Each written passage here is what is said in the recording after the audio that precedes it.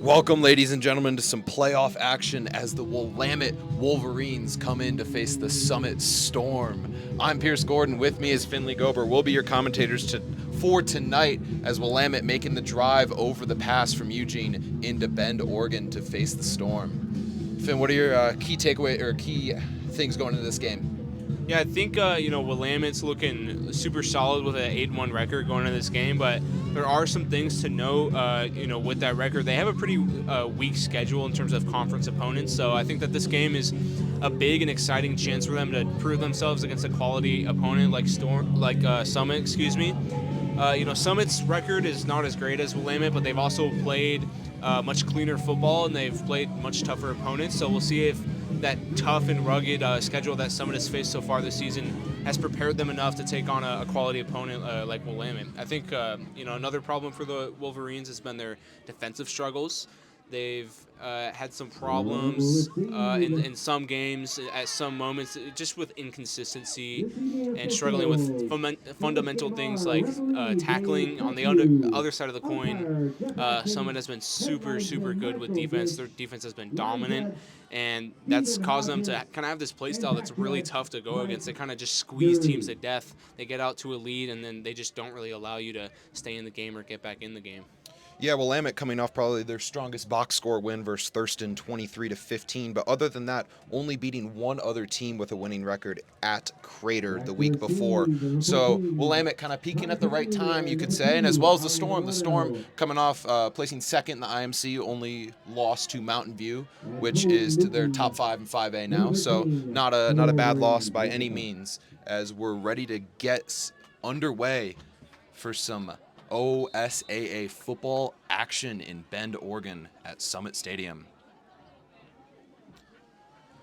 As the kick is up and away, kind of squibbed to Villano as he cuts it up past the 20, makes a move up past the 30, out to the 40, across the 50. Can he get to the outside? Oh my goodness. Villano all the way down inside the 10. He's in for the touchdown. Villano on the opening kickoff returns it for a Storm touchdown. How about it? Oh my God. Number 2 putting 6 on the board for the Storm here early. And what an electric way to start off a playoff football game. And you see stuff like that from Villano all the time.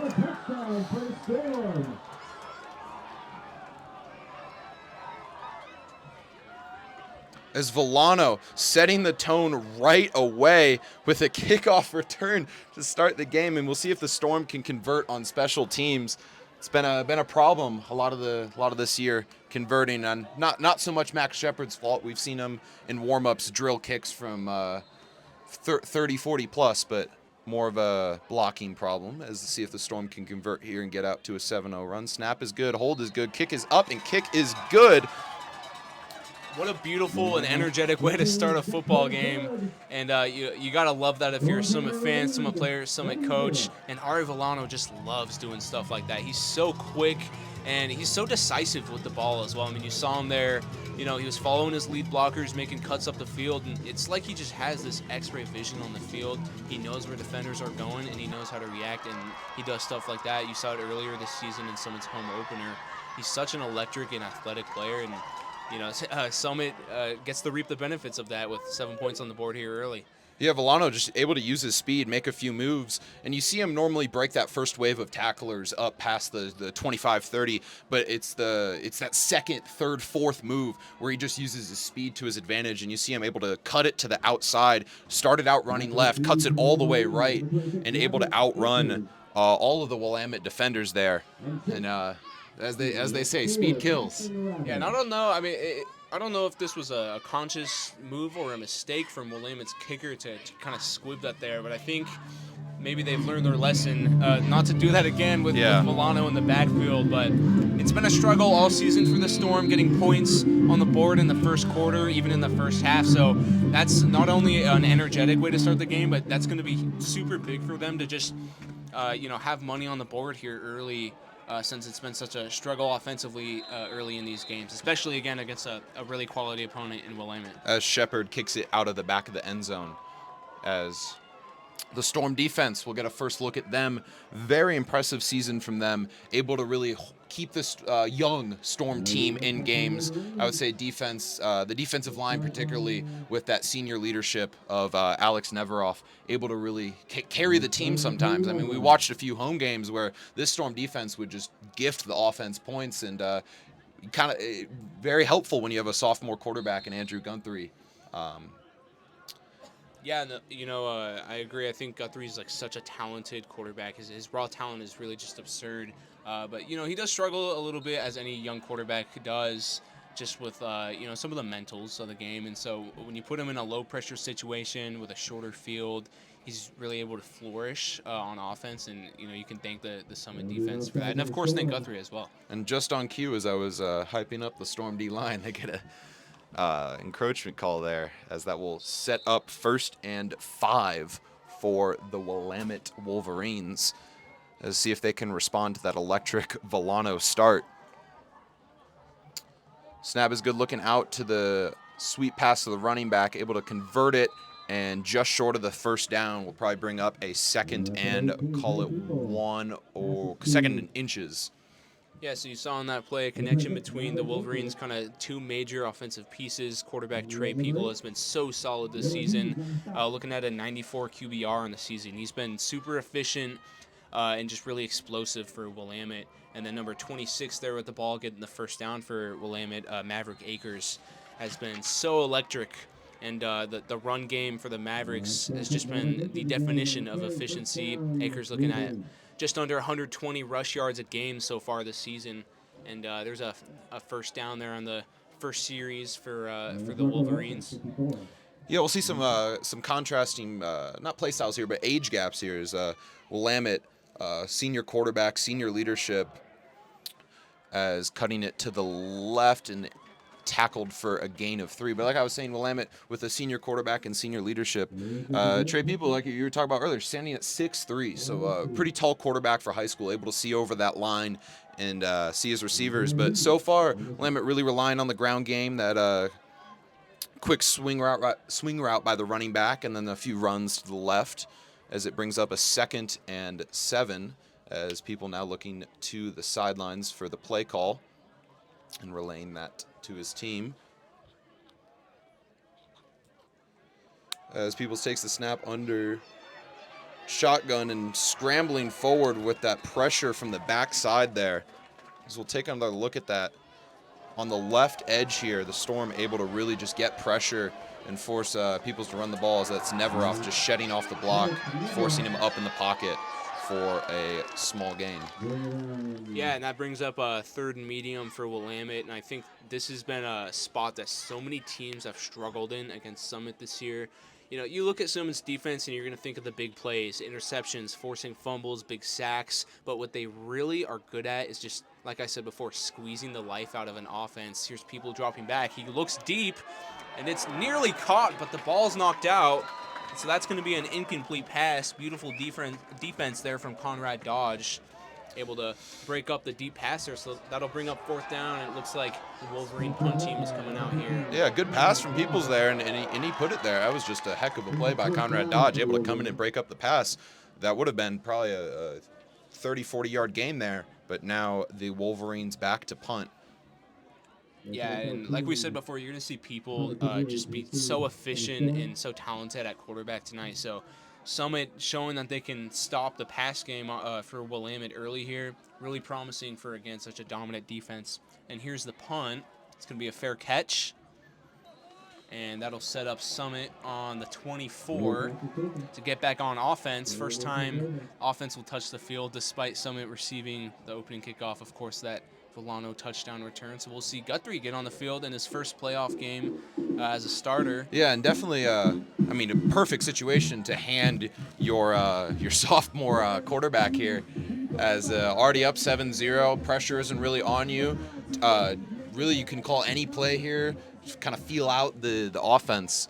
As again, the Storm defense has given the offense a chance to shine under a low pressure scenario. As Guthrie looking to the sidelines for the play call, motioning the running back to his right, takes the snap and hands it off and cuts it up field for a gain of maybe 6.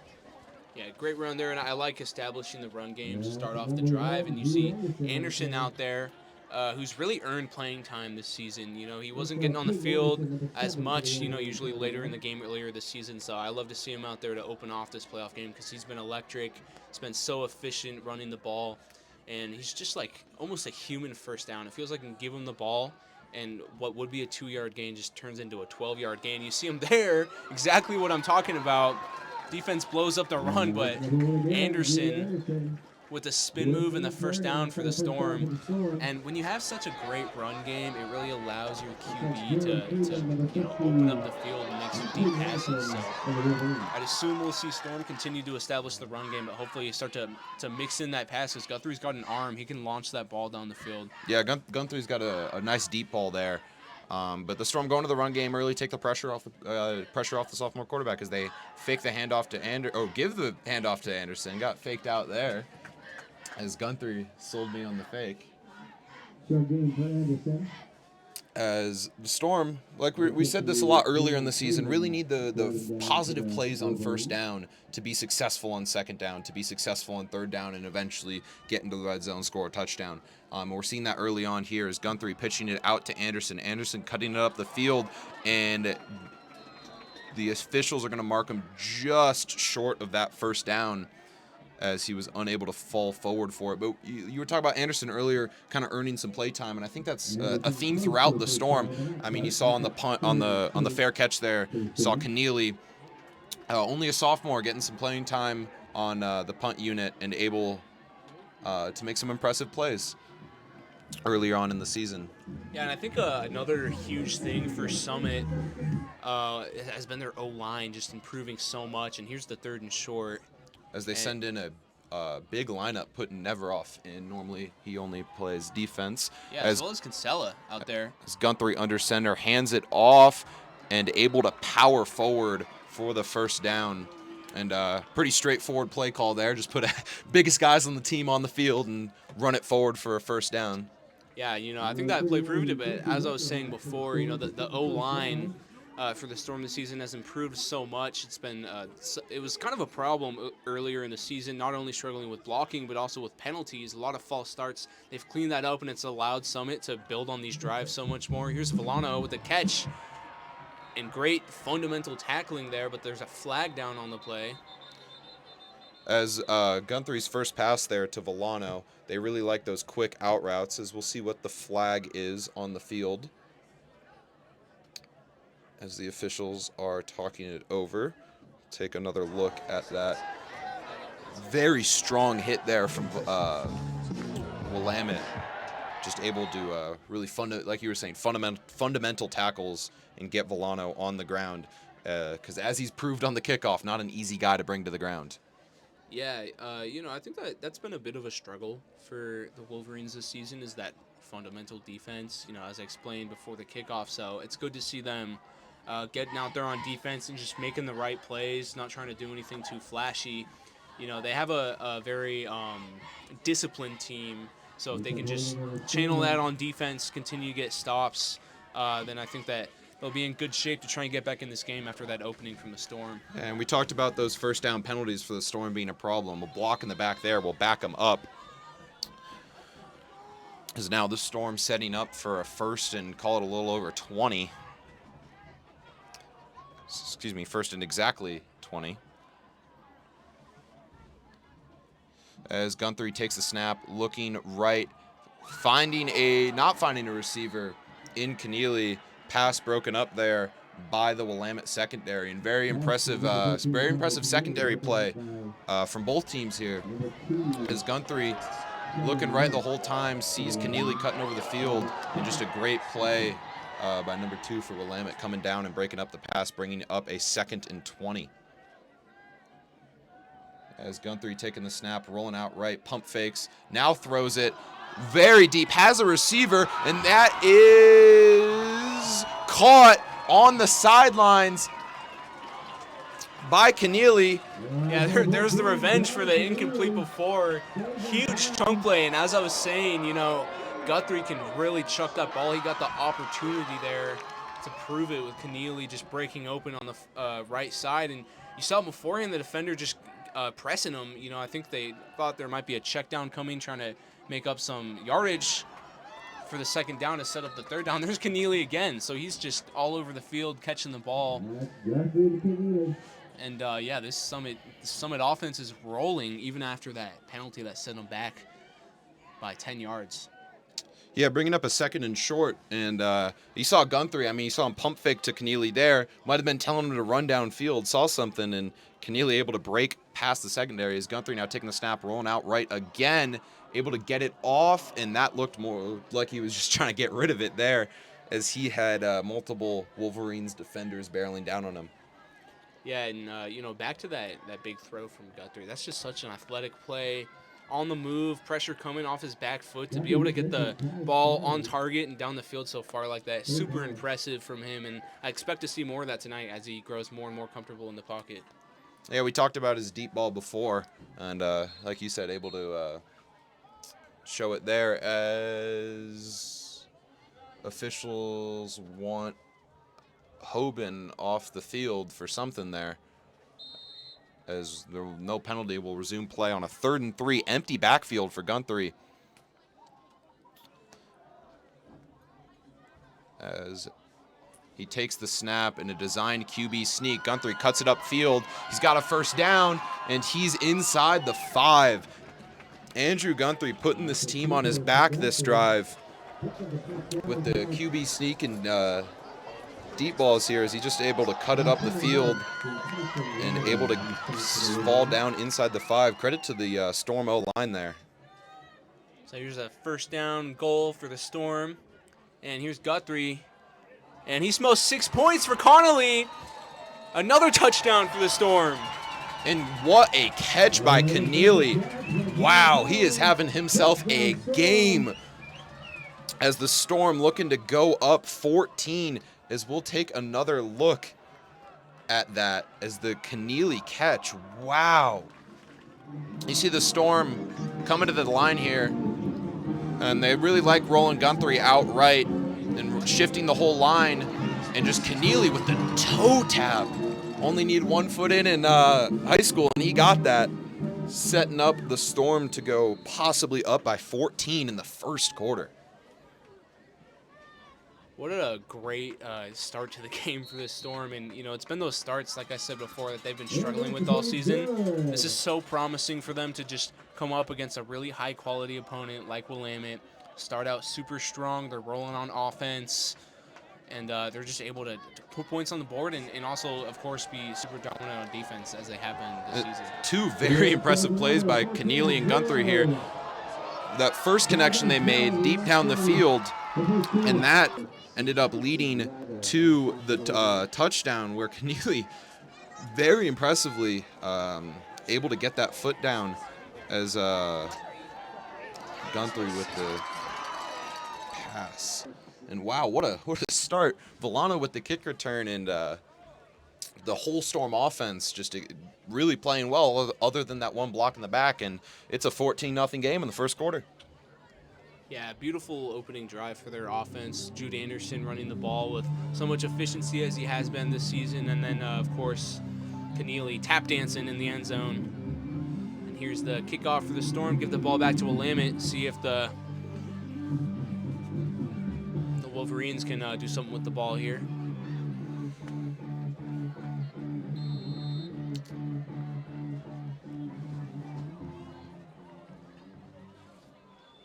As the kick is up and away, and will fall just in front of the end zone, just inside the 10. So Willamette bringing it out, and the Storm kickoff coverage able to tackle the returner at what looks to be inside the 20-yard line. Call it the 17.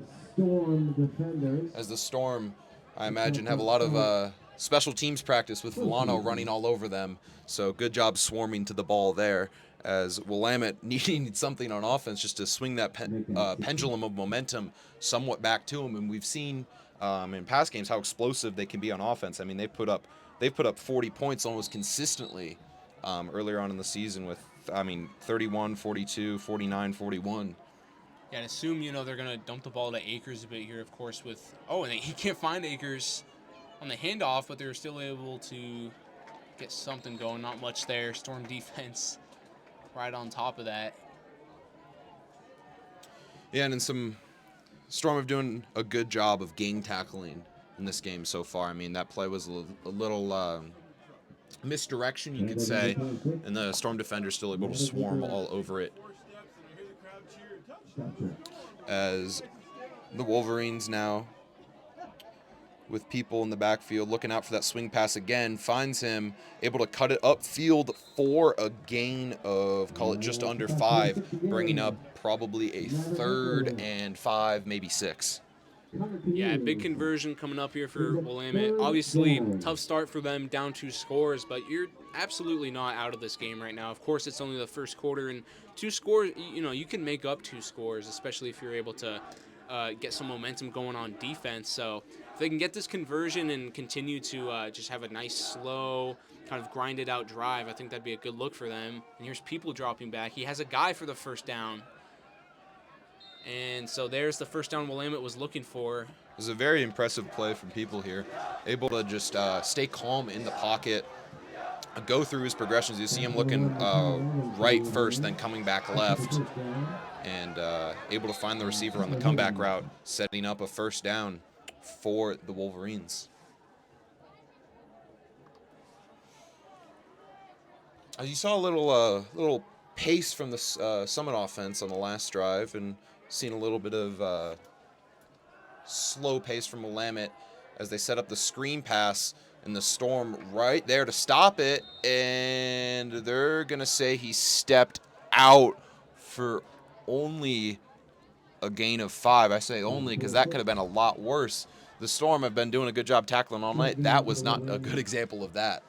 Yeah, lucky play there for the Storm defense. Does it look like the Candelario almost broke away for that touchdown there.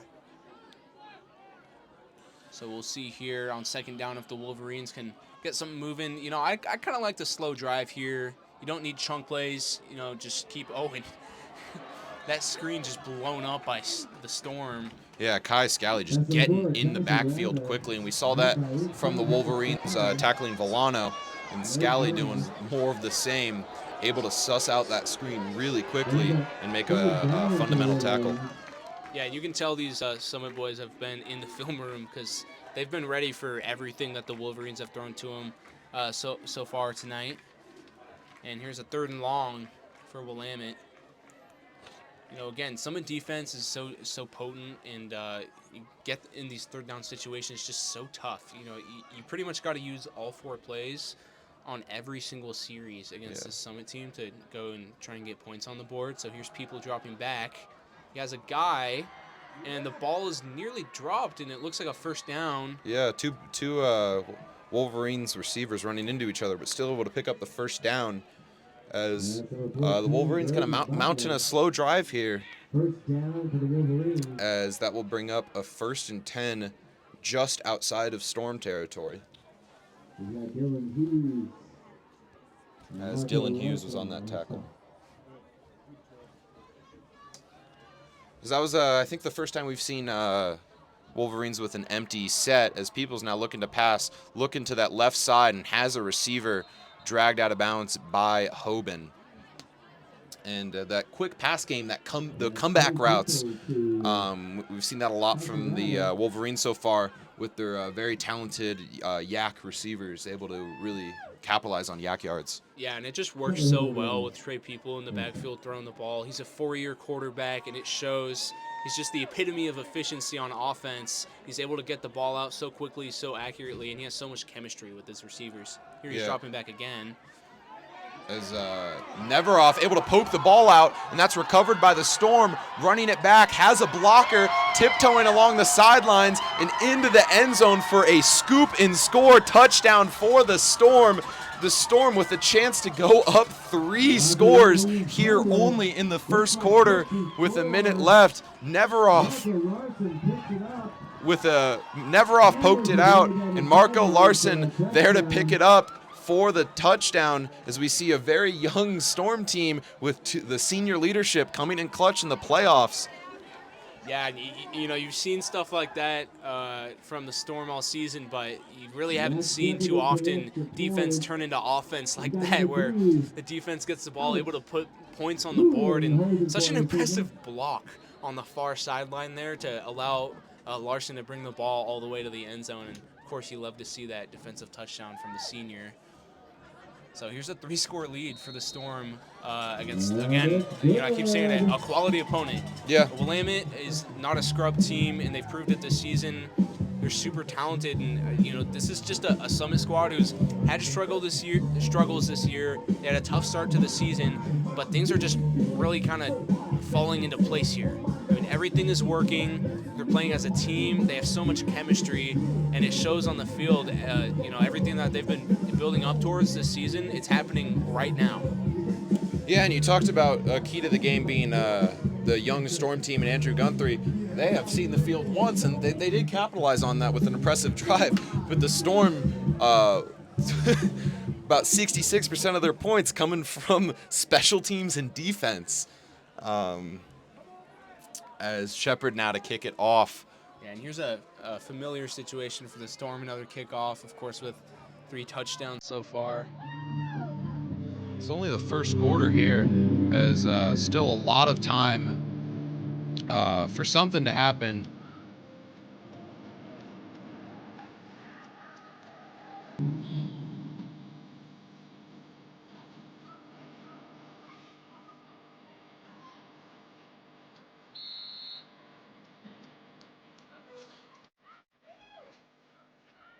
As Shepard now kicking it away, and that will fall 5 yards in the end zone, and the Wolverines will elect to just hold the ball and take the touchback.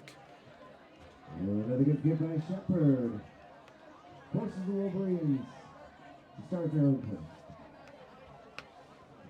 So the Wolverines now, I know I said this a lot throughout the season, but this might be not do or die, but you're going to need to swing that momentum pendulum back in your favor, as down 21 in the first quarter.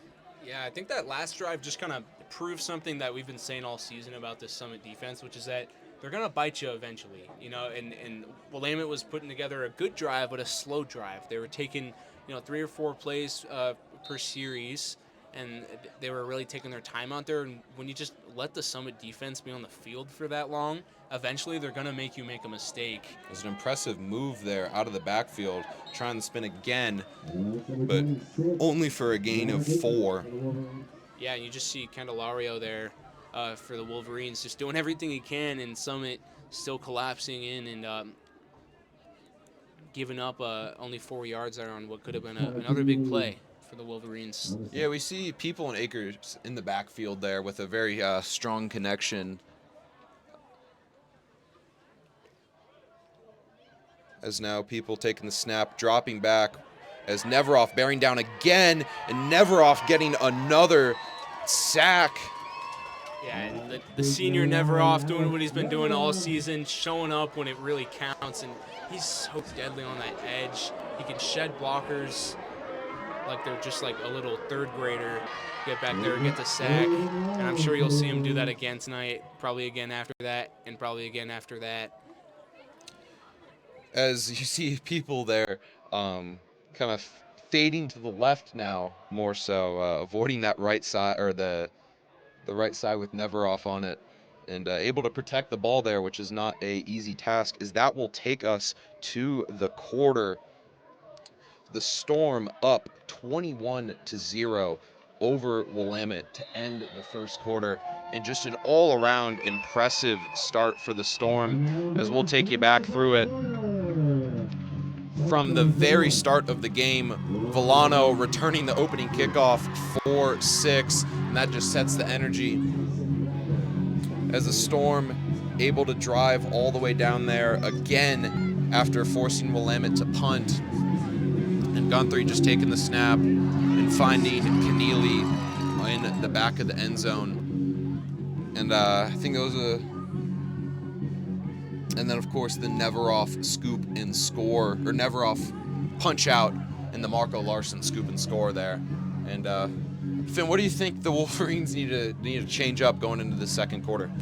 Well, I said it before a little bit. If you leave Summit's defense on the field for a certain amount of time, they're going to make big plays eventually. I think Willamette needs to maybe just risk it for the biscuit and start throwing it down the field. You got to get a big chunk play here on Summit, get the ball moving down the field, get your offense off the field as soon as you can. Otherwise, Summit's defense is just going to, like I've been saying over and over again, just squeeze it to death throughout this game. It's only the second quarter, and Summit's, brought Willamette through hell so far, and I'd assume it's going to continue to look that way unless offensively Willamette can really switch something up, and if they can clean up big time on just some of the little mistakes. Of course, Summit put together a beautiful drive on offense, but there's 14 points on the board just from turnovers and special teams. As people scrambling out of the pocket, trying to pick up that first down, and ends up going out of bounds just short of the first down, bringing up fourth down and call it a long 2.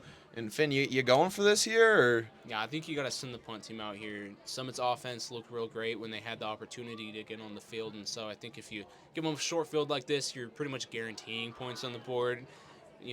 Definitely a field goal, I'd say, if not a touchdown. So I think you punt it away, trust your defense to get you the ball back, and try and get something going on offense, something that the Wolverines haven't been able to do so far. But it looks like they are bringing the punt team out. The team is out so there. Taking your advice there, the snap is good, punt is up, and that will be a drive, just to be fair, caught by Keneally at the 41-yard line, and bring out Andrew Guthrie in the Storm offense again to see what they can do. And I imagine if I'm Coach Hyatt here, I'm going straight back to that run game, and then that run game setting up the pass game. If you look at interviews throughout Coach Hyatt, just him talking about the team, especially early on in the season, Summit really struggling, but also playing the Idaho State champions, playing Wilsonville, playing a lot of these blue blood programs with such a young team. Coach Hyatt always talked about kind of peaking at the right time, and now is the right time, and we see that from the Storm team as Guthrie passes it out to Anderson. Anderson cutting it up the field, breaking a few tackles, and falling forward just short of the first down. Yeah, Anderson is just so patient with the ball in his hands. He reminds me of a younger Le'Veon Bell, just waiting for his blockers and seeing what he sees on the field and making do with it, not trying to force anything. And Storm with a little bit of tempo here. Guthrie going to hand it off to Anderson again, and Anderson able to break that first tackle, seems so consistently, and picks up a first down as now the Storm into Wolverine territory again. And that's Dylan Freeman for the Wolverines, number 50. As Dylan Freeman for Wolverines able to make that tackle. And the Storm kind of going back to that hurry up. Guthrie taking the snap, and why not hand it off to Anderson again. And this time he's not able to get around that first defender. Tackled by number 54, Brooks. Yeah, I think that's a big play for Brooks and the Wolverines to just go out there, get a stop. I think you need a positive play like that. And hopefully they can continue that for the sake of their own defense. Guthrie now passing deep. Caught by Keneally, and Keneally is into the end zone again. This Storm team is lighting up the scoreboard as Guthrie continuously finding Keneally deep for the second time this game. And that will be 2 touchdowns for Keneally, putting up Randy Moss stat lines. Yeah, such a beautiful pass and catch yet again, and that route is so potent from Keneally. He's gonna get open, and hey, look at the scoreboard. That's a big number, and that's something that someone has been waiting for all season. Like I said before, all the puzzle pieces are falling into place for them right now. As Shepard on to kick the extra point. Good hold, kick is up, and kick is good, and the Storm are up 28-0 to start this game. And I know a lot of Storm fans pretty optimistic going into this, along with the football team, but I don't think you could have imagined a better start for the Storm here, or for the Wolverines. I don't think you could have imagined a worse start. Yeah, no, this is a super tough situation for Willamette, and such an amazing start for Summit, obviously, but also just such a great way to start off the playoffs, and so much confidence, after a shaky start to the season, and a season since then that has looked good but not entirely promising. The Summit team looks like they can go against good teams and they can really tear it up. Offense, defense, special teams, whatever they need to do, someone's getting it done. And if they can continue to do that, this might be a team with championship pedigree, even at their young age, even with a 5-4 record. I think a lot of people looked at Coach Hyatt after the 0-3 start for the Storm and said, why is this our schedule? Why are we playing these tough teams? But I think it was, honestly, right now it looks like a master plan, because that gave Summit this kind of rough and tumble play style. Like when they faced adversity, they played tough teams, and it's showing now in the way that they're able to just come out here with their game face on and put up points, play great defense, and continue to just crush Willamette thus far. As the Storm not doing a good job of game tackling there and almost letting Willamette's Anderson slip by, but tackled just at under the 35, call it the 34, 33. And yeah, the Storm coming out with an 0-3 start, but I mean, if you look back at who they lost to, it's two of the top teams in 5A and then one of the top teams in Idaho, and I think that really builds character for such a young team and enables them to find the success that they're finding today, with the offense scoring 50% of the points and special teams and defense putting up the other 50%. Pretty even distribution there. Yeah, and I mean, if you're somehow not entertained, not excited now by this Storm team, just wait until next season. They're doing this, as a primarily sophomore and junior team, age-wise. As Peoples with an empty backfield, setting up a screen again to Tyson Ranther, and he's able to pick up just over 5 yards, call it 6, bringing up a 2nd and 5, maybe 4. And Connor Keneally here, I mean, he has 3 catches for 2 touchdowns and probably 150 yards. I mean, that Randy Moss numbers there, if you remember that graphic from way back when. As people now rolling out to the right, trying to find an open guy, now tucking it and running it, and dragged out of bounds by multiple Storm defenders for a gain of, call it a few inches. The officials move it up, call it a gain of 1, bringing up a 3rd and 3, as Neveroff was the main contributor to people getting pushed out of bounds. And Neveroff has been in the nightmares of people tonight. Yeah, I think, between Neveroff and Keneally, just kind of like an Avengers team out there. And, of course, Milano as well.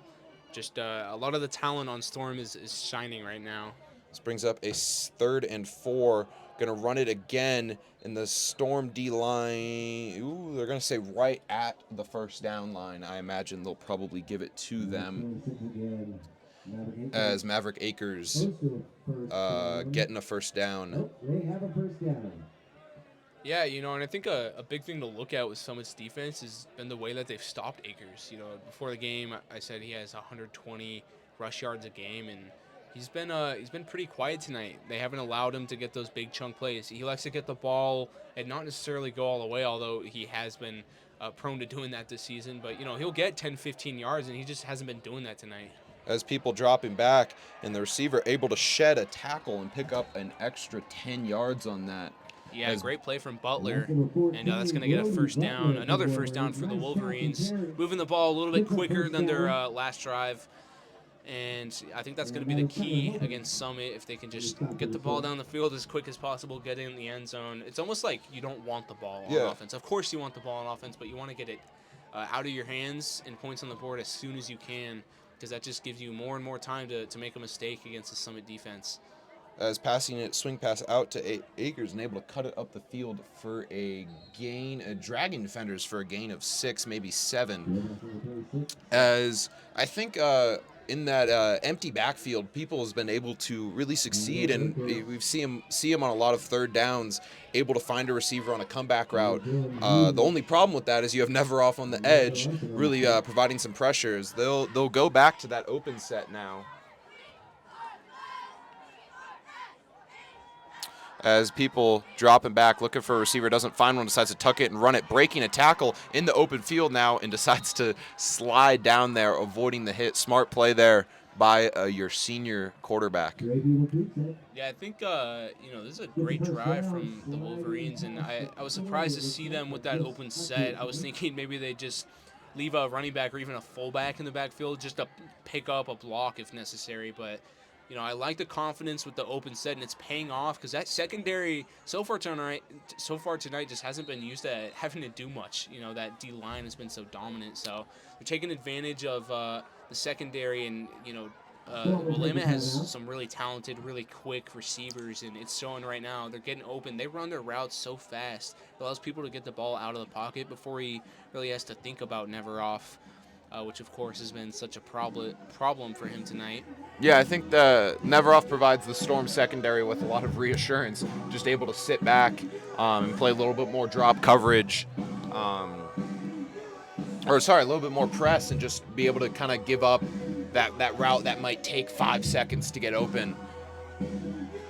As the Storm now taking a timeout to get organized on defense, as we saw a little tempo from the Wolverines. You saw people wanting the signaling to the sidelines. Let's get those in faster. Let's speed up the tempo. And it's a little bit of the senior leadership you get with a senior quarterback.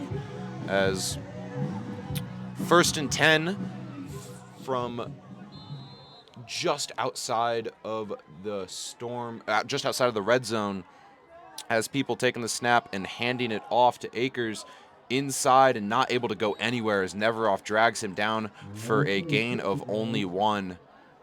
Yeah, and I think you're going to see, a Wolverines offense that is, I don't want to say relying, but I'm going to say relying on just super quick route runners right now. I think the ball is going to move slower, and it's going to take a little bit more than that as they get, on the shorter end of the field here. And I think that this is where Summit's really been able to dominate this season. They've been dominant on defense in general, but on a short field, it's just a lot easier for them. And there's the ball in the end zone for the Wolverines. So there's a touchdown to cut the Summit lead to 21. As the Wolverines really needed that. We'll take another look, and you see when people gets time in the backfield, Neveroff's not able to block him, throws a dart to his receiver. That's Tyson Rather able to come down for the much-needed touchdown there for the Wolverines. As Wolverines, like we talked about before, very potent offense and able to score a lot. I mean, throughout the season, 28, 31, 42, 49, 41, 20, 21, 36, and 23. So a very high-scoring offense that the Storm defense is good at. Done a good job of holding them to 0 till now with that very pretty pass from People. Yeah, I think with a quarterback like Trey People, that's going to happen at some point. He's going to throw a perfect pass, and the kick is blocked by the Storm. Just as I'm praising Willamette, another explosive play there from the Storm. But, as I was saying, Trey People, he's going to do that to you at some point. I mean, you saw that ball. It's like, you'll say, he thread the needle, but I think he might have thread 2, 3, maybe 4 needles. Yeah. On that pass, and he'll probably continue to do so tonight. So this game is not going to be a cakewalk for the Storm. Obviously, they got out to a 4-score lead early, and they still have that 3-score lead even after the touchdown. But Willamette, I've been saying it over and over, they're a quality opponent. They have the schedule to prove it. They're 8-1. They win football games, and so this isn't going to be a cakewalk. Summit can't let up. They have to keep playing like they're down a score instead of up 3. Yeah, if you look at the formation here, you see the Storm really loading that left side as Hoban was able to get this block. But as you see, as the ball gets snapped, little fumble on the snap, and that's all it takes for Hoban to get in the backfield and make that play, loading up that left side of the line.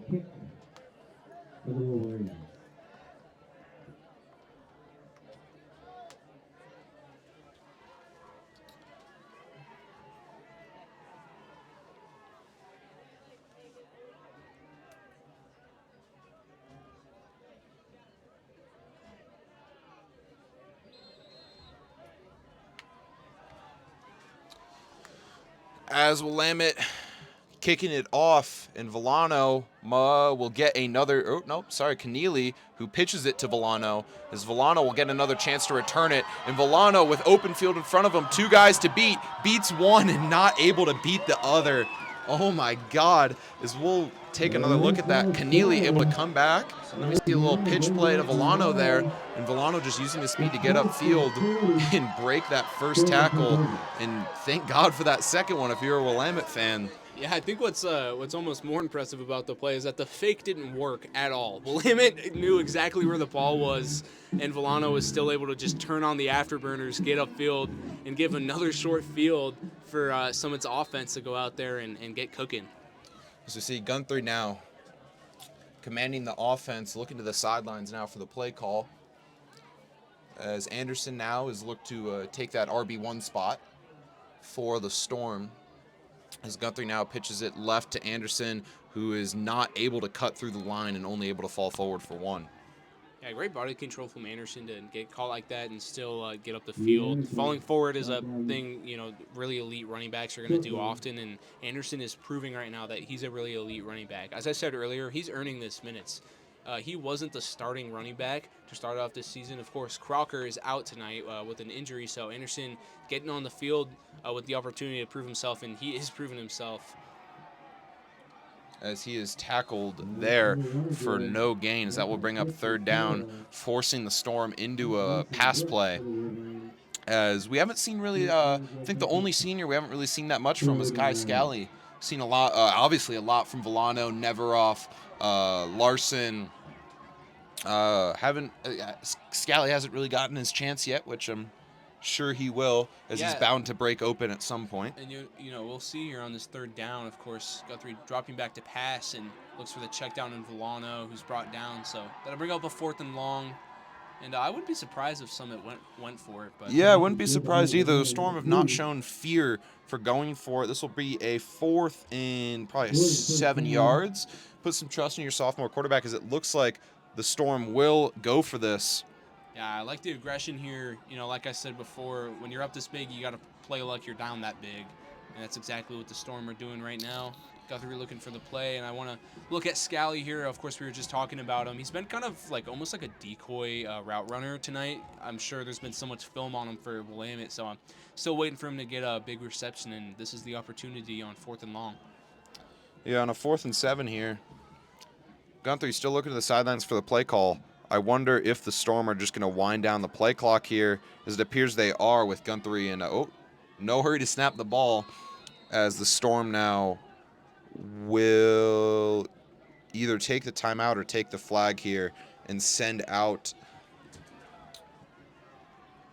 the special teams unit to punt the ball away, as the Storm will not waste a timeout and instead just take the 5-yard penalty. Smart.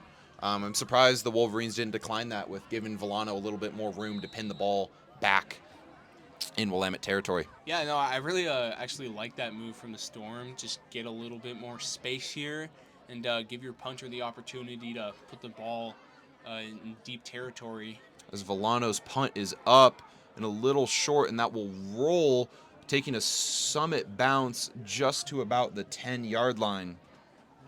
Kick rolls down. And a good punt there from Villano. And yeah, I think the 5. I'm surprised Willamette didn't decline that 5 yards.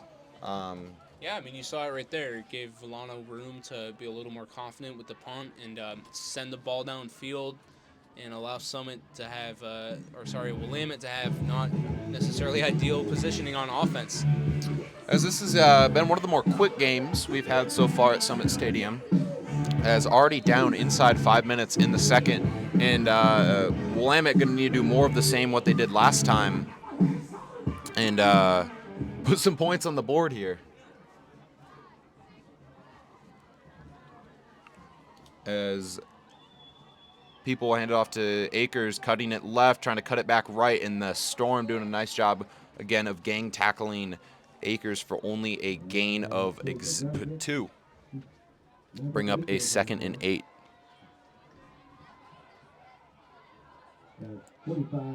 As people in Akers in that backfield, I see how they can give a lot of teams trouble. Very impressive command of the offense from People, and Akers able to just cut it all over the field. As looking to pass now, as People looking over the middle to his receiver, and that was broken up by 2 Storm defenders there. Pass to number 1. It's kind of a dangerous pass there over the middle.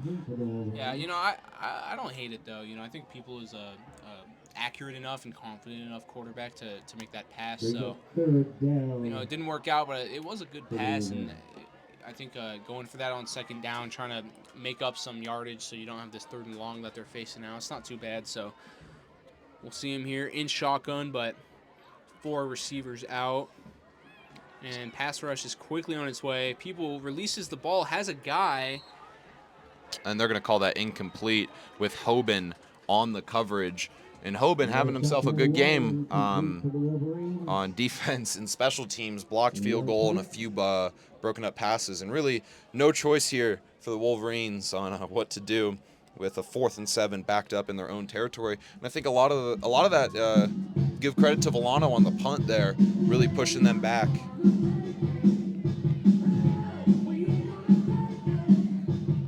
As we'll see the Willamette punt unit for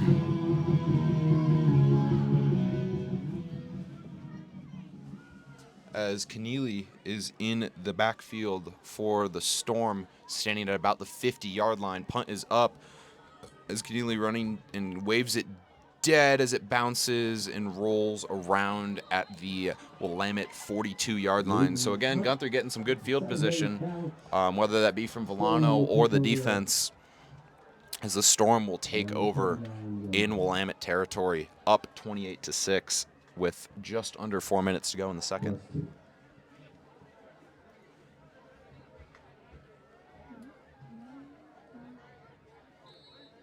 So we'll see what tempo the Storm will bring out. And I'm surprised we haven't seen, I guess, Crocker out of the game today, so that's RB1 out, and Anderson doing a good job of stepping up. But I'm surprised the Storm have a pretty deep running back room. Surprised we've only seen Anderson as he gets the handoff and trying to reverse it and only able to pick up a few yards. As you imagine, the Storm here might slow it down a little bit, try and get the last possession of the half. Yeah, plenty of time to extend that lead, get that score up to 35, and prevent Willamette from getting the ball back. Of course, you know, plenty of struggles for Willamette, but their offense showed on the drive before last that, you know, they're capable of getting the ball down the field. As Gunther dropping back over the middle in a bad pass there intended for Villano, picked off by Willamette, and that's kind of what they needed. As we'll see this, Gunther dropping back in the pass, fakes the handoff, sees Villano open, and just miscommunication there with Villano. I imagine Gunther thought he would cut back there, and Villano kept going straight. Yeah, and, you know, I think you're going to see stuff like that, of course, from Guthrie. He's had such a great game that you become a little bit spoiled, and any quarterback is going to make mistakes. You know, I think you just threw the ball a little bit late there, or a miscommunication, or a mix of both. Either way, Lemon's got a long field here, so that was essentially just a punt from someone, I guess. Of course, not ideal on first down, but we'll see if Willamette can go get the ball back in the end zone, build up some of that momentum before halftime, as they need it. You know, they're not completely out of this football game, but they got to start playing now, and there's the big chunk play. And a hard hit coming down from the 2 Storm defenders there. But People able to really staying calm, not getting flustered, down 28, or was down 28, got that touchdown, and now... Yeah, I think you expect to see that from him. You know, and, if you're a Willamette fan, you don't want to be spoiled and be like, oh, he should be doing this. But he's playing a great game no matter what. Although Neveroff yet again giving him trouble in the backfield. People is having a great game, but Neveroff might be having a better one. As if you look at the left side of the line here and watch just big number 9 sweep through 2 defenders, and the running back is no match to block Neveroff on the outside. So that will send Willamette back for a second and call it 15 with just over 2 minutes left in the half.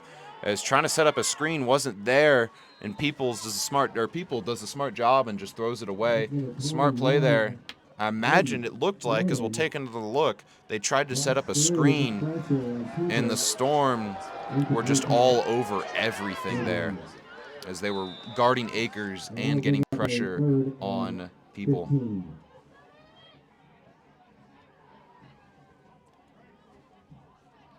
So we'll bring up a 3rd and 15, really big play, kind of in the waning minutes of the second quarter. People dropping back to pass, trying to pass to the check down, and a little bit overthrown there. And I think that's the first kind of missed pass we've seen from him all night at a not ideal time. As we'll take another look at this. Really likes the comeback route, has him open and just overthrows him.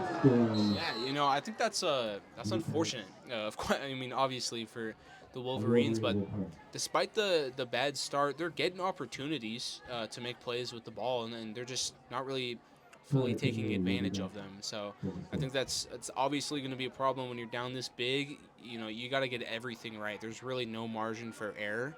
And so if they're able to get another stop here, I think that they're still in this game. But if someone's able to put another touchdown on the board, I mean, that's a really, really good look for them going into the second half.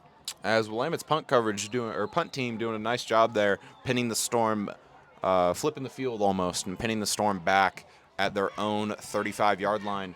And we'll see how Guthrie can recover from that pick. I mean, I think if I'm Coach Hyatt, I'm going out here and I am airing the ball out. I'm putting some confidence back in my young quarterback. You get Hoban, Scally, Villano, and the rising star Keneally just on a comeback route, on a little slant, something quick, something easy. Yeah, no, if I'm Coach Hyatt, I'm looking at Andrew Guthrie and I'm just saying, hey, man, it's okay. I trust you. Go throw the ball because I know that you can do it. You've been doing it today.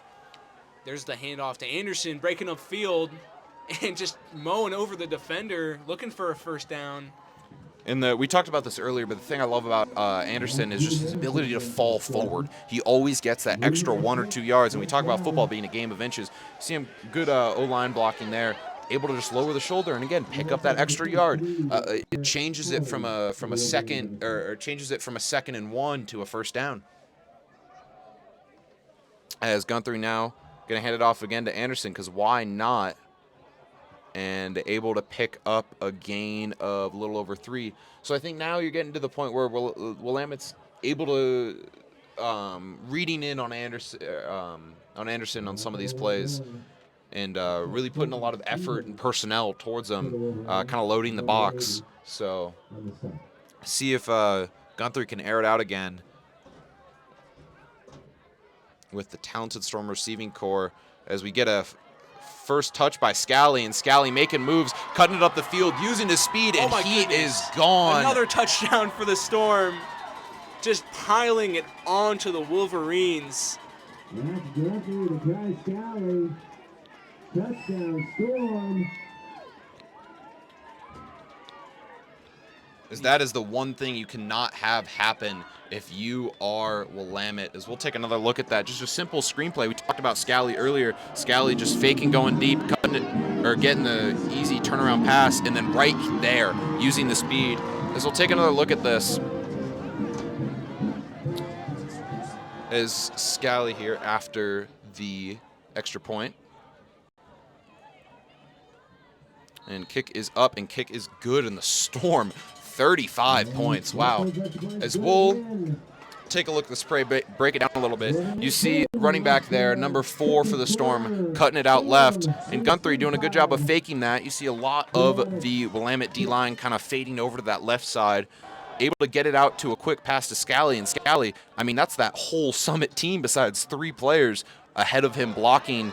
And then right here, Scally just able to realize he has blockers to the right and able to use his speed. And here, just cutting it up the middle, and not much you can do there when he just is faster.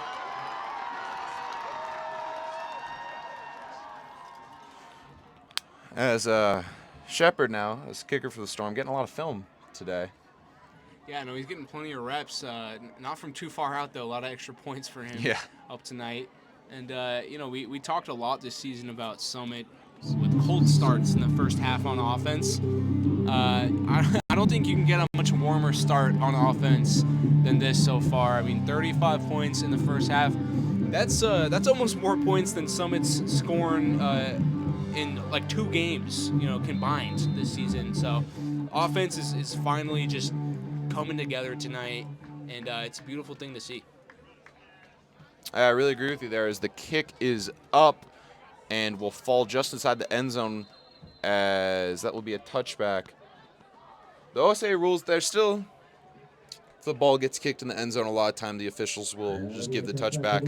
With a minute left, in the Storm defense here, really going to need to dig into their heels and force Willamette to either punt the ball again or just force no points here to keep that pendulum of momentum swinging to the Storm. Yeah, I mean, you saw early on that pendulum of momentum swing over to the Storm, and since then they've pretty much just grabbed it and duct taped it in place. They've not let that swing back to Willamette. Defensively, offensively, they've been so disciplined. Despite the lead, they're playing hard on defense, and they're deserving of this lead right now. And you haven't seen the Wolverines kind of dejected all game, even throughout that, and that was kind of the first play where the receiver just hit him in the hands, dropped it, and looking a little dejected, which it's hard not to be. Yeah, no, I think between that and between that kind of misfire from people on the drive prior to this one, you kind of see Willamette, I don't want to say they're giving up. Of course they're not giving up. It's the playoffs. They're a good team. They're going to keep fighting no matter what. And here's a big chunk play for them to get the first down. And I think really the run game needs to be respected with Akers. I think he's a great back. And the Storm really putting a lot of personnel to respect him. Opens up a lot of those quick passes, and Willamette able to take advantage of that. But the clock is ticking down here, as Willamette still has 3 timeouts, though. So really, clock not really an issue, too much of an issue here. Yeah, I think Willamette's had kind of no problem with the chunk plays. They go for another one here, and what a catch. Tap dancing in bounds. And, yeah, that's going to be a complete pass. What a throw from people, and then what a catch. And that's a beautiful 1-2 punch. And that's Akers on the catch. Being able to do it all, kind of going over the top there. Not much you can do. That was perfect ball placement. Yeah, and what an incredible catch for a running back as well. You're not going to see that often from a lot of running backs, but very diverse game from Akers. Yeah, surprised Willamette let the clock tick down to under 30. As people now scrambling around, cutting it upfield, and smartly goes out of bounds just outside of the 30-yard line. 20 seconds on the clock. I'm surprised they didn't take a timeout after that play. Akers looked a little shaken up, was take a timeout, reset. Probably would have had a little over 30 on it versus now 20. Yeah, and I think one very nitpicky complaint I have about Akers is, as a Summit defense, you'll see sometimes when he scrambles like that, he puts his head down and scrambles. He doesn't keep his eyes upfield, and so you can attack him, and because of that, he's not usually able to get too far upfield on those scrambles. As people dropping back, looking for another screen, and the Storm defense all over that, but breaking tackles is Willamette, and finally dragged down just outside of the 10-yard line. Yeah. Is Tyson Rather again using him in the screen game, the quick pass game, able to get it down inside the 10-yard line as Willamette finally takes a timeout with 10 seconds left. Yeah, no, this has been a really impressive showing of Willamette's offense. I think Summit's defense kind of saw, okay, there's less than a minute left, time to take a break, but you can't take a break against Willamette because they'll punish you for it, and they're doing that right now, moving the ball with so much efficiency. I talked about Willamette's efficiency before the game. They're showing it right now. They haven't had the opportunity to because of Summit's discipline, but now that Summit's apparently, maybe taking their foot off the gas just a little bit, Willamette is just immediately punishing them, moving the ball down the field, and hopeful to put 6 more, maybe 7 on the board before half here, get some momentum, and of course start to bridge that gap. Yeah, I agree with you there. I mean, scoring to end the half here just would be massive for Willamette. Down 29, there's a big difference between being down 29 and 22. Obviously, just 7 points, but I think mentally, scoreboard-wise, the big difference there as Willamette now setting up in the red zone with 10 seconds left on the clock. And into the end zone goes Willamette. That's number 4 for the Wolverines. Yeah, just another absolutely incredible pass from people. He did that on the other touchdown. Across the field, triple coverage, doesn't matter. Put it right on the spot where only the receiver could grab it. And yeah, that's 6 more on the board. Such an efficient drive there. And I think that's the offense Willamette's been looking for all night long. Punishing that secondary, and the O-line was much more disciplined on that drive. Was able to hold back never off in the rest of the defensive front. And so there's 6 points, and looking for 7 here from Willamette. I wouldn't call that necessarily turning the tables, with such a dominant Summit lead. And another block there, again from Hoban. He's so quick off that line, and that's 2 blocked kicks from him tonight. As Hoban making his presence felt, not so much on the offensive side of things, but on the defense and special team side. As Willamette now 12 points in a very unconventional way. Yeah, I think, so far, Summit, of course, just not necessarily running away with it. There's still another half of football to be played. Willamette's starting to get the ball going, but such an impressive showing from them. And I think after the game, it's going to be really hard to pick a play of the game, to be like, yeah, this is the one, because Summit's been all over the field, so many different guys doing so many different things. It's hard to even notice one player as the main guy, the dude that's been doing the most, because they're just sharing the love. And I talked earlier in the season to a couple different Summit players. I talked to James Nelson specifically. He told me that a key to them winning more games is just going to be playing as a team instead of playing individually. And now that they are playing as a team, they're flourishing individually. Yeah, I agree with you there. We mentioned it before, but Coach Hyatt said peaking in the right time. And that's what the Storm are doing now with 6 seconds left on the clock. As I imagine probably get a squib here from Willamette, but that will end as the Storm will just take it down with 3 seconds left on the clock. As I'm surprised the Storm didn't have something, just give it to Villano and have him do I was something. about to say, it's 6 seconds on the clock. Villano can bite you with that time. Yeah. As long as there's time for Willamette to kick the ball, Villano can do something with it. So as the Storm now taking a timeout, we'll see if we'll get like a Hail Mary or something here. But still, I like my chances with Villano on the kick return more than a Hail Mary. Yeah, I assume they'll just take a knee, go into the half with a big lead, a lot to be proud of, and just get into the second half of this game with a chip on their shoulder, continue to play how they're playing, keep their foot on the gas, pedal to the floor, and close out this game with a big playoff win. Yeah, not over yet. As we've seen Willamette able to not score at will on offense, but the last drive looked very impressive. Down 23 as Guthrie now in the Storm offense coming out, and I wonder what they're not in a knee formation. Appeared to do something with the last 3 seconds of this game. Now motioning a running back or a receiver across, as that's Keneally loading up the left side. You have just Scally on the right, and they're going to drop back to pass. As Guthrie now chucking it deep and overthrows Scally. That was a over 50-yard bomb there from Guthrie, as that will take us to halftime. The Storm up on the Panthers 35-12, as we'll take a look back at some of the first half highlights here. As of course you got to start with Villano returning the opening kick. Does not get much better than that. And then going to the next one, you see that the Keneally toe tap in the back of the end zone. Guthrie coming to the line, rolling out right, which he does often, and Keneally able to just touch that toe down. And then the other one that we broke down, or the deep pass again to Keneally, able to get it in. He had himself a day. Willamette, though, able to respond in a quick way with a good pass of their own. And then on the kickoff, the ensuing kickoff, the little fake that didn't really work, Milano able to put the Storm in good field position, breaking one tackle and almost broke the other, but ended up not mattering.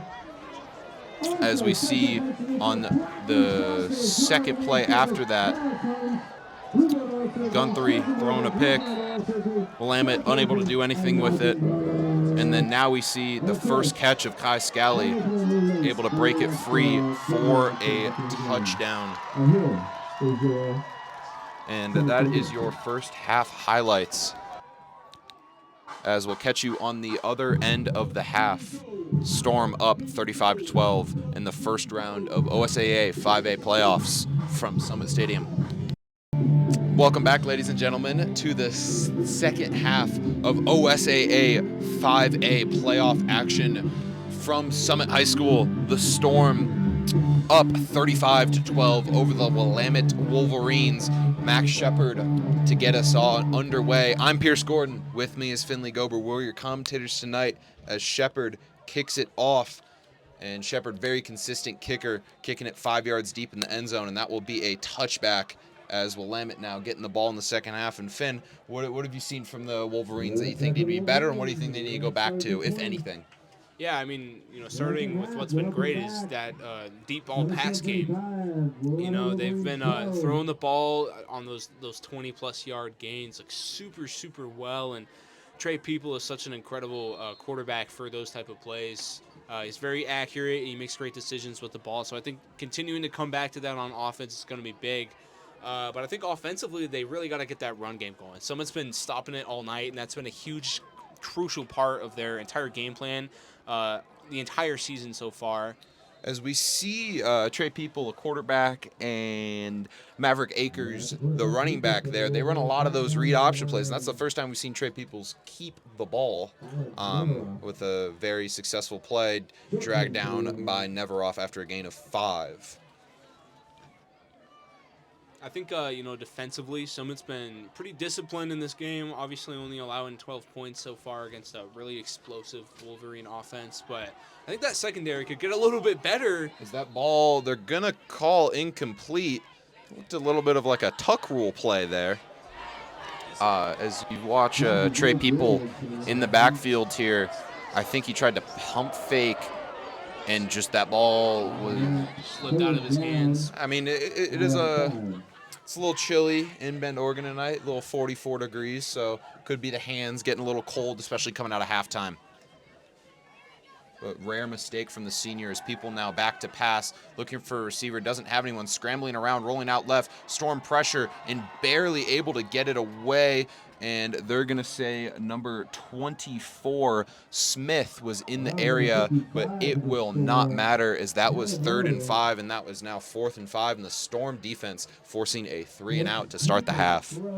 Yeah, no, that was just classic Summit defense right there. We've been doing that all season. I said earlier that a lot of people are going to look at the big sacks. Alex Neveroff always racking up the sacks. I don't know the exact number, but I know that he has like more than 15 sacks so far this season.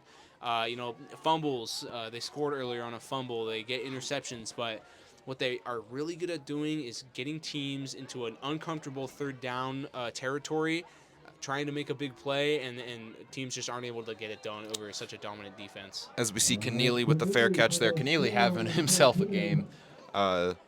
If you were here with us in the first half, Keneally 2 touchdowns on 3 catches. So very impressive from him. And Guthrie, that sophomore to sophomore connection. As we'll see what the Storm can do there. Have relied a lot on the backup running back, now starter with Sawyer Crocker out. Jude Anderson, number 1 in the backfield here. As Guthrie takes a snap and gives it to Anderson, and Anderson able to only fall forward for a gain of 1. And I think we mentioned this at the end of the first half. I think Willamette able to kind of keen in on Anderson now, and able to stop him or hold him to gains of short yardage. And I think stop is maybe an exaggeration, but Yeah, I mean, they're keening in on that run game. It was burning them early. I still think someone's going to continue to turn to the run game and establish it. And here's a big screen, still moving. Finally brought down just in front of the 20. Just getting the ball, making yards out of it. Unfortunately, limping to the sideline after the big play. Yeah, as you see, kind of call this a little, I think, a hip drop. Hip drop tackle there. NFL trying to get rid of that. And you see why there with the impressive play by Dylan Hughes, but unfortunately limping off the field after the play. Hopefully he can recover and come back into this game. As the Storm now taking their time going to the line. As Guthrie now motioning Anderson out wide, looking for him, and quick out pass to Anderson as he cuts it inside and picks up a gain of 8. And that's a smart play call there from the Storm. Anderson has been stopped inside at least this half with the runs. Get it to him outside, and we see a lot of that to normally Villano, but Anderson getting the share there. That's Cameron Marks and Dylan Freeman for the Wolverines. Here's Guthrie feeling the pressure, but has a guy. Here's Villano. And he falls into the end zone. Another touchdown. Make the score 41 for Summit. Wow. I mean, this offense for the Storm is getting everything they want. As we'll take another look at that. The Storm coming to the line really in no hurry. Guthrie taking the snap, rolling out right, his favorite thing, and finds Villano. And right here, Villano just able to fall forward again for that touchdown. And now Shepard on to kick the extra point. His leg might be getting a little sore here as snap is good, hold is good, and kick is good. Storm up 42-12 against Willamette. And Willamette has been on the other end of this a lot of the time. You see they got a 42-0 win over South Eugene, who's in 6A, but South Eugene not having a great season, 0-9 this year. Willamette normally the ones putting up the 40 bombs. And the Storm, I think that might be their first one this season. Yeah, no, the offense is clicking better than it has all season. And, the score definitely proves it. I think if they can continue to do this in the postseason, they could have a really exciting rest of the fall-winter sports season for Summit fans. Yeah, as if you're a Summit fan, tomorrow we got a doubleheader matchup, boys and girls soccer. Boys ranked number 1 in the state. Both teams will be playing on this exact field tomorrow, so tune in for that.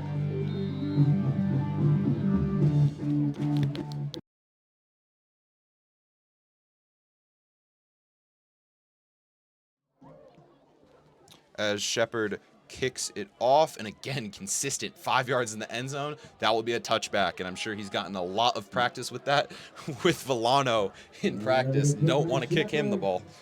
Yeah, no, again, Shepard, I bet his leg is getting sore. He better go stretch on the sideline. So many extra points to kick, so many kickoffs to kick. With that being said, rolls back out the Wolverine offense. Of course, Trey People. Been still super efficient tonight, throwing the ball. He's been doing it all season. Really incredible QBR going into this game, and I think he'll uphold that statistic despite, honestly, not even a low score, just a kind of big deficit, obviously, against Summit. He's been disciplined. He's been keeping his team in the game. He's been a great leader and a great quarterback, and I'll expect to see that some more from him tonight, and here go the Wolverines' first go on offense after the half. And handing it off to the old reliable Akers as he picks up, that was number 20.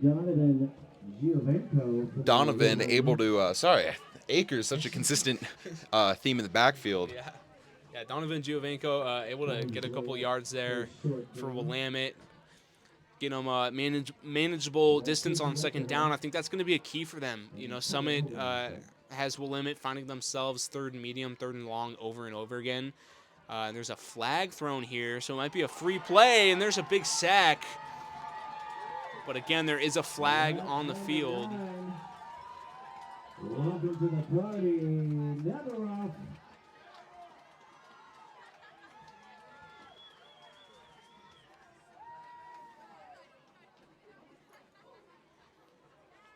Yeah, it looks like just gonna pick up the flag, so maybe a false alarm.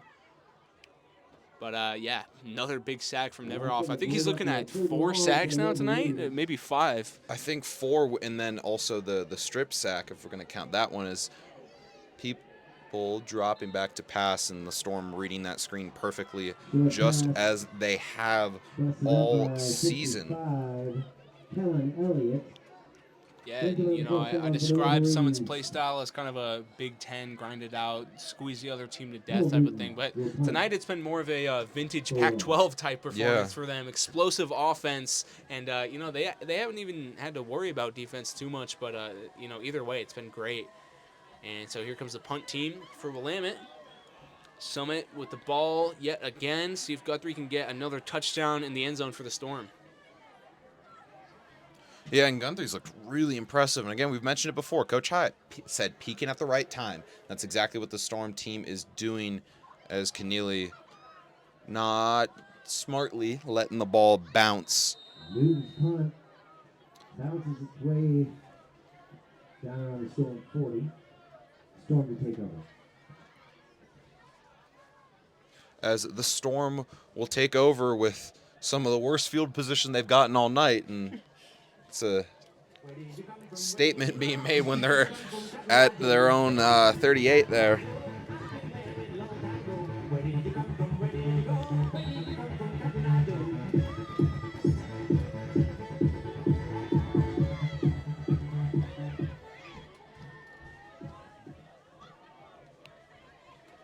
And here goes Summit dropping back to pass. Pressure coming. Guthrie just has to throw that out of bounds.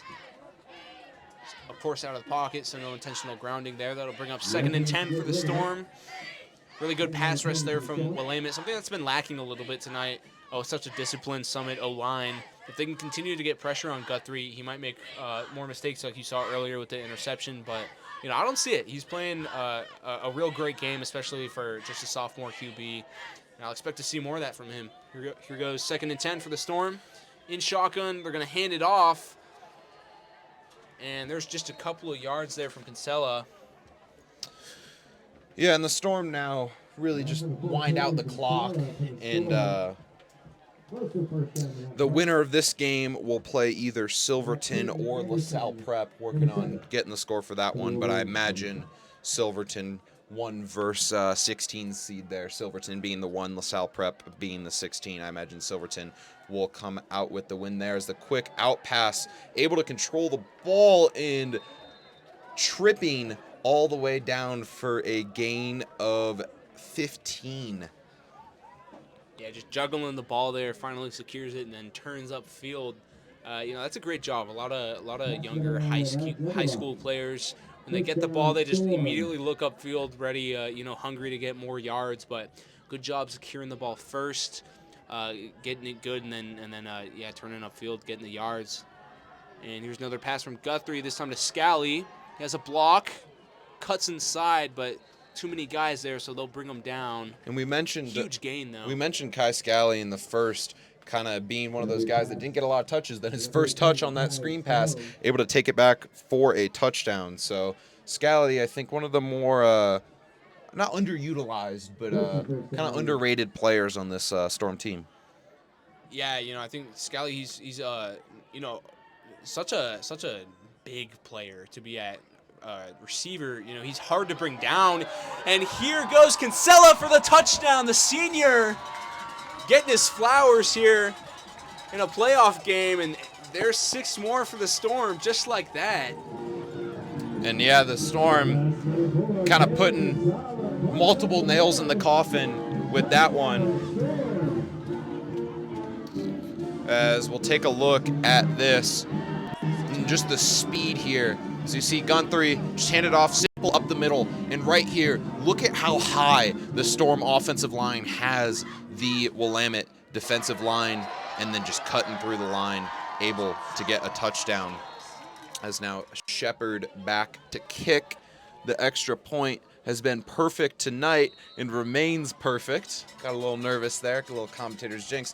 So we'll take a look back at the touchdown, pushing the Storm lead to 49, or Storm points to 49. So we'll take another look at this. Again, I'm going to point it out twice just because it's so impressive. Look at the Storm offensive line right now, pushing everyone to that first down mark, and it makes it real easy when you can just run right through that hole. And then you see right here, just turns on the Jets, able to pack it in for 6. Yeah, you know, that O-line, that's just so impressive. And obviously you can attribute that to, you know, time spent in the gym, but it's not like that D-line is, a measly D-line. You know, those are big boys, and I think what the Summit O-line has been so good at doing is just being really well coached and having so much direction and chemistry. You know, people talk about chemistry between a quarterback and a receiver, but chemistry between an O-lineman is some of the most important chemistry you can have. On the college level, if you're an Oregon Ducks fan, you saw early in the season O-line struggled. Dylan Gabriel getting sacked a lot. That wasn't because the O-line isn't talented. I mean, they're proving now that they are. It was because of that chemistry. Now that they've built it, they're starting to push guys around, and you see the same from the Summit O-line on that play and on many more tonight. As Shepard just inside the 5-yard line, that kick lands and returning it out, trying to get it past the 20, and the Storm doing a good job of tackling there, as that is number 4, Talon, able to make the tackle on special teams. And the Storm, 49 points. I mean, I think that's more of a testament to the Storm team more so than the Wolverines' woes on defense. I think the Storm have just been dominant, starting with that Ari Villano kick return, and have not looked back. That pedal has been to the floor the whole game, other than the one instance, I would say, if I'm being extremely nitpicky, is the end of half, which I'm sure will give you something to look at going in the film room. As people now taking the snap, looking out left, passing it out left, and Hoban and multiple Storm defenders in on the tackle for a gain of about 5. And number 10, Connor Hoban for the Storm. As Hoban has been a real standout player on defense and special teams for the Storm, making some good pass breakups, some sound tackles, and 2 extra point blocks, which I don't think will come into play here, hopefully, if you're a Storm fan. Fun to see either way, and it's good to see like so many different Summit players contributing tonight. I mean, we talked about that earlier, but you can correct me if I'm wrong, Pierce, but I think 5 different Summit players have a touchdown tonight. Everyone's just kind of getting to spread the love tonight and run up that scoreboard together. And I touched on this earlier, but playing as a team was something Summit was focused on in the weeks leading up to this game, and now that they are playing as a team, it's really, really paying off. Yeah, and again, another good play by Hoban there, just forcing that pass to be overthrown a little bit. And of course, Hoban committed to Middlebury to continue playing football, and will probably plays receiver and cornerback mainly for the Storm, and of course seen him on special teams, but at Middlebury will probably play cornerback. And showing off the skills here, as you see in bottom of your screen, number 10 in semi-press coverage here, as people now looking to pass and picked off, and that's going to be a pick 6. No, never mind. People makes the tackle. Trey People able to make the tackle there after a not so pretty pick, as we'll take a look at this. Tanner O'Brien with the pick, and you see here, if you look at People, Trey People just able to make a very sound fundamental tackle. Yeah, I think you love to see that from your quarterback, down this big in a playoff game. He's not giving up, throws a pick, he's right back on defense. In basketball, maybe you make a turnover, your coach will say right back on defense, and Trey People had that exact mentality there, stop Summit. But how about the defensive play from Summit? And I mean, you heard our reaction. It was almost dead quiet in this booth. It's nothing new. Summit's been doing stuff like that all night, and as the Storm now lining up in what appears to be a T formation. And I imagine it'll just be 3 handoffs, and not going to need 3 handoffs, as that's going to be another Storm touchdown, as Gonzalez is able to get into the end zone and push the Storm points over 50. And that's the second touchdown from Kinsella, and you know, that's super cool to see. Of course, the senior, not a ton of playing time this year, but he's going out there and he's earning it, and he's putting points on the board as well. You know, so I think that just shows how deep Summit's roster is. Got so many different athletes on this team that can play so many different positions as well. Yeah, very versatile team. Shepard now on to kick the extra point again for the Storm. And snap is good, hold is good, kick is good. 50. Oh, never mind. Sorry, the kick hit the upright there. Looked good from the snap, good hold, and the kick goes up and hits the upright. Unfortunately for the Storm there, but can't really blame Shepard, as up until that moment has been perfect throughout the night.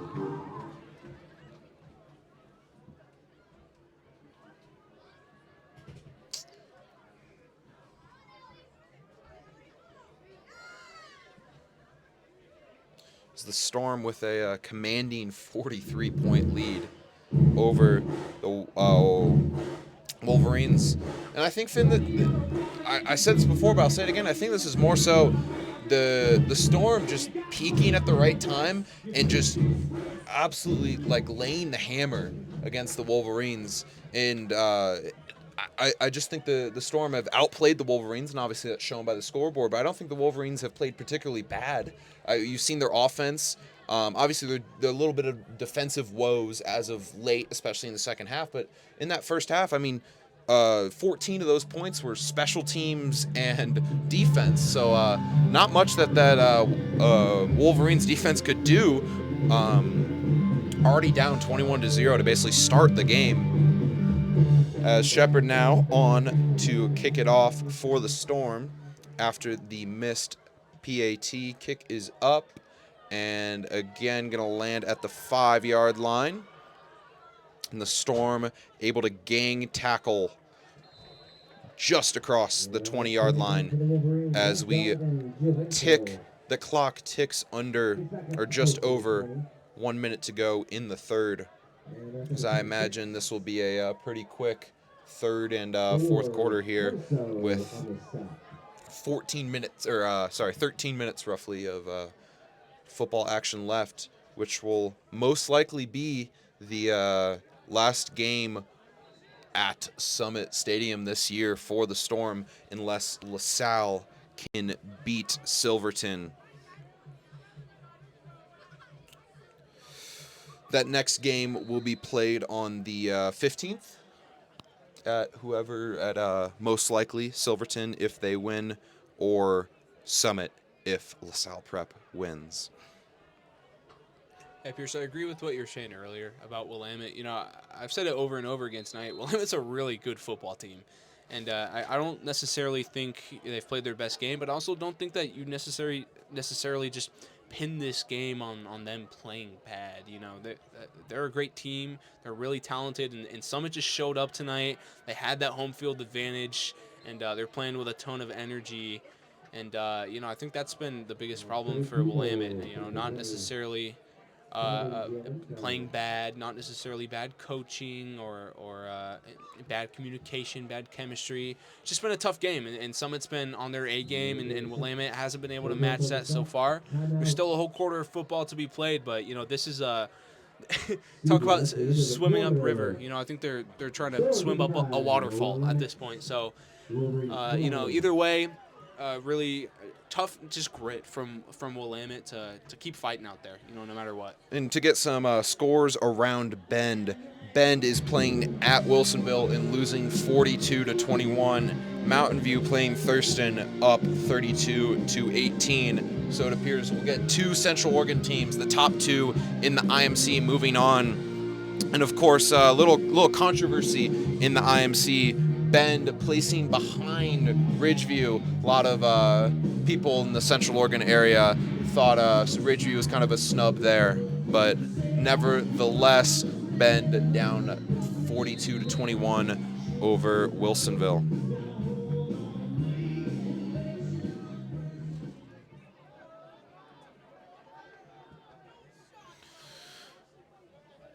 As getting started in the fourth quarter, Storm up 55-12, handed off inside, and the officials will give them forward progress and a first down.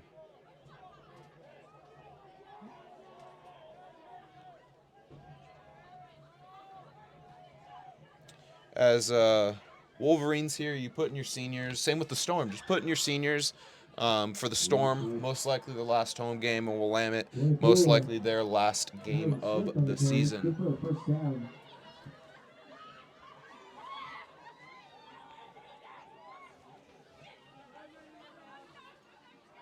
And here's people throwing the ball outside on the check down. Summit there. Whoa, rough tackle. Gets a few more yards. And it looks like about 5 there. Yeah, good discipline to let go there, not get a face mask or horse collar penalty there, as clock now will tick under 11 minutes. Number 4, Tyson Randall on the carry.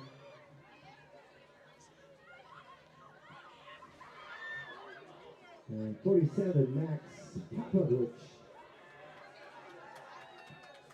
And 22, Bridger. As people now dropping back to pass, getting pressured. Well-executed screen pass there. As going up the field, 2 guys to beat and pushed out of bounds by number 88 for the Storm. Yeah, great CJ play there. Scott. Yeah, great play there from Scott. And, again, it just proves that Willamette is a good football team. And they're going to do stuff like that, especially on offense. They've got an explosive offense. And it proves how good of a job someone's been doing stopping that tonight. That stuff like that hasn't been happening for Willamette. And so great play from them. And great play as they get a holding call there. So good play, but won't end up mattering, as that will back them up. We'll see where the officials mark it.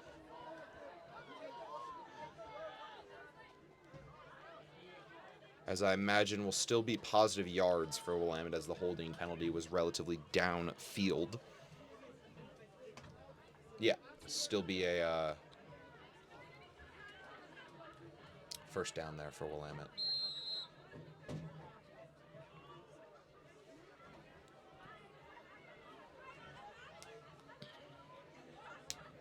As clock now already down under 10 minutes, about a tick over 9. Storm getting pressure off that right side. People able to deliver the pass over the middle and cutting it upfield. Very impressive yak yards there from number 14, Butler. I think it's good to see Summit able to just kind of go back and drop coverage on defense. They've been playing real hard all season on defense in these close games. So I'm sure the secondary loves to go 2 or 3 high. Only send 4 to the line most of the time. And there's a flag. As I imagine that will be another encroachment penalty on the Storm.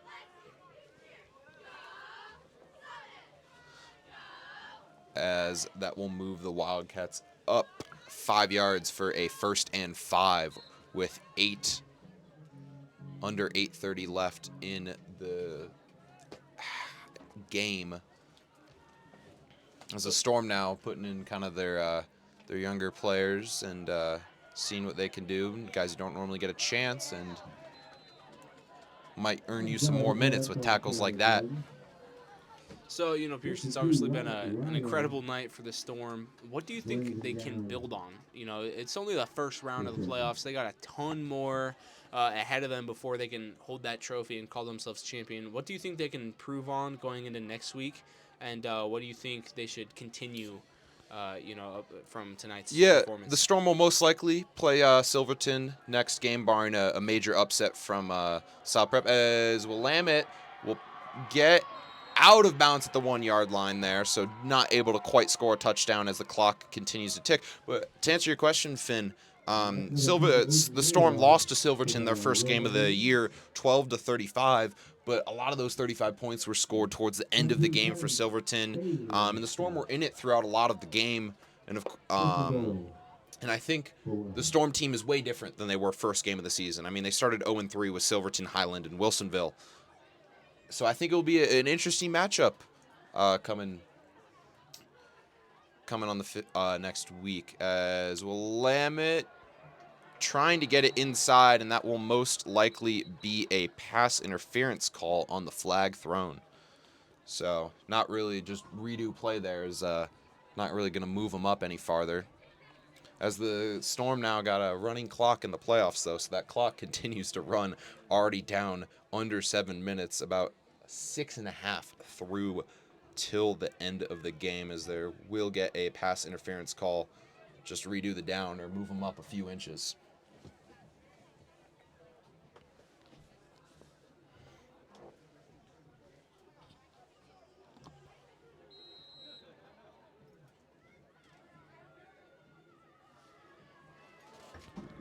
So here's a fresh set of downs here on the 1 yard line, and it's a QB run and a touchdown. As Trey People able to get in the end zone there. And the Wolverines, I mean, the offense, if you would have told me going into this game, the Wolverines would have scored 18 barring 20 here, I would have thought it would have been a lot closer. I think this Storm offense is, like we said before, peaking at the right time as they'll elect to go for 2. The snap is dropped. People trying to make something out of nothing and able to. Very impressive play there from People. Yeah, that's the type of stuff Trey People does. Again, 4-year quarterback. Obviously, he's just in high school, but he makes plays like that. He can make something out of nothing. You saw it there. 2-point conversion for Willamette to cut that Summit lead to just 35. I think these players are ready to hit the ice bath and go home. Yeah, that Willamette in Eugene. So just over the pass there. As that kick will go out of the back of the end zone. Yes, it will go out of the back of the end zone. Touchback, as the Storm were in an onside kick formation.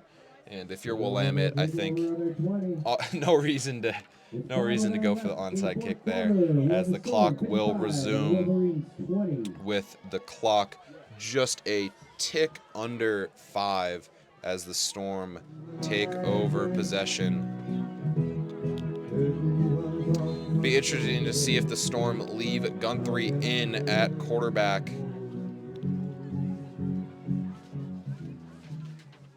As it appears they won't, they'll put Alex Tulin in at quarterback, take out Guthrie, and that snap is high. Tulin able to handle it and hand it off for a loss of 3. And Tulin, a junior, see him a lot on the point after attempts today, doing a pretty good job holding. And of course the backup quarterback getting some minutes now. That's number 58, Esteban Garcia Munoz on the top.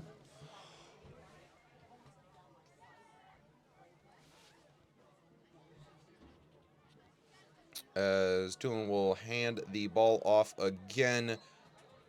Gain of only 1 on the play.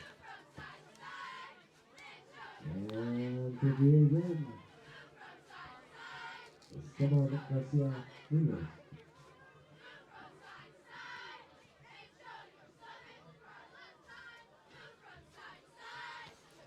Summit taking their time, letting all that time come off the clock, and as they get ready to celebrate and keep moving forward with likely Silverton coming up as their next playoff matchup.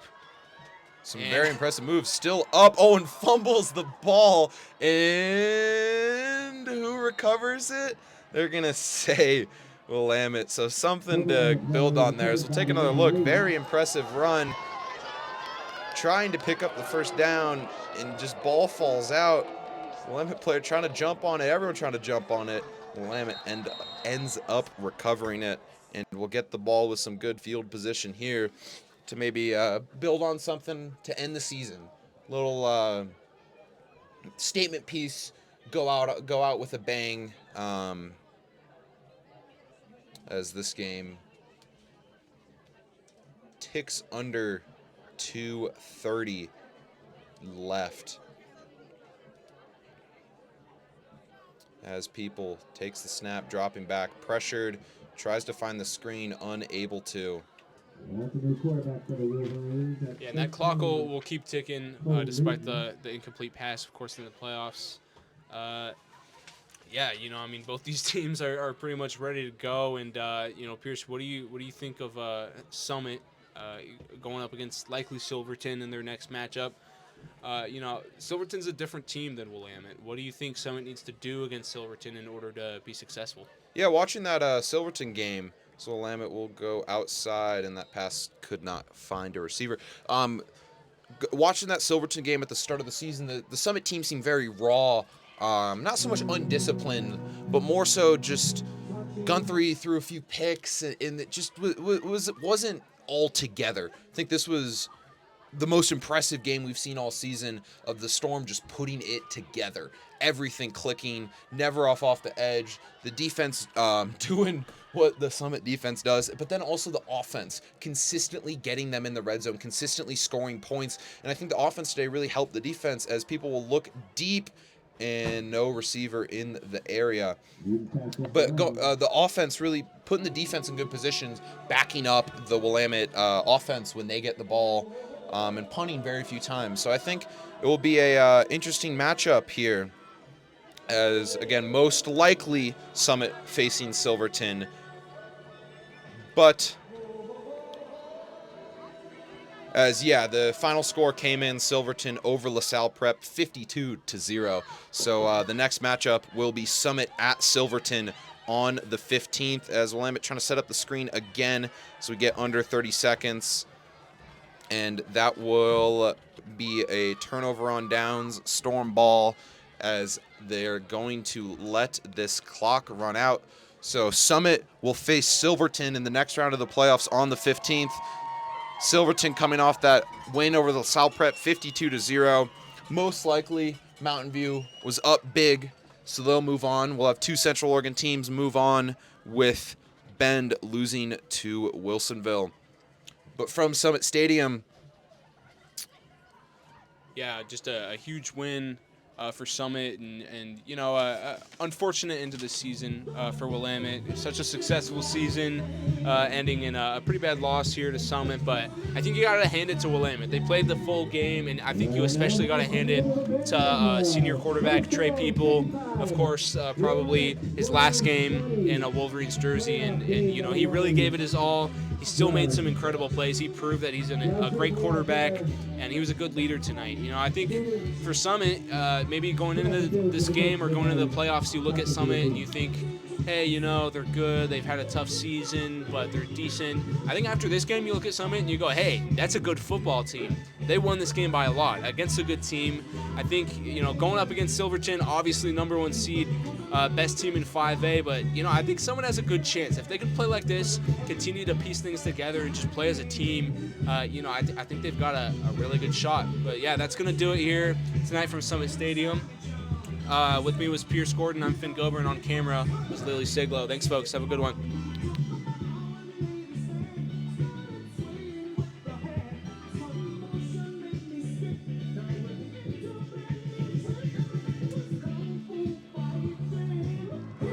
Just looking back throughout the whole game, Volano starting it off with a bang, and then going from that to Guthrie to Keneally, probably Keneally, my player of the game. And that was the second spark, able to get that toe tap in the back of the end zone. And then similar, Guthrie to Scally catching his first pass, and the speed of Scally just get out and get into that end zone. And then again, Storm getting good field position, Guthrie taking the snap, rolling out right like he does, and passing it to Villano, who's able to fall into the end zone. And a lot of scoring today for the Storm, as another one, Guthrie just handing it off inside, and then getting the speed, just the acceleration to get out of that second level. And then, of course, that inside, just little T formation, just power across the goal line there. As we'll let you watch the celebration unfold from Summit Stadium.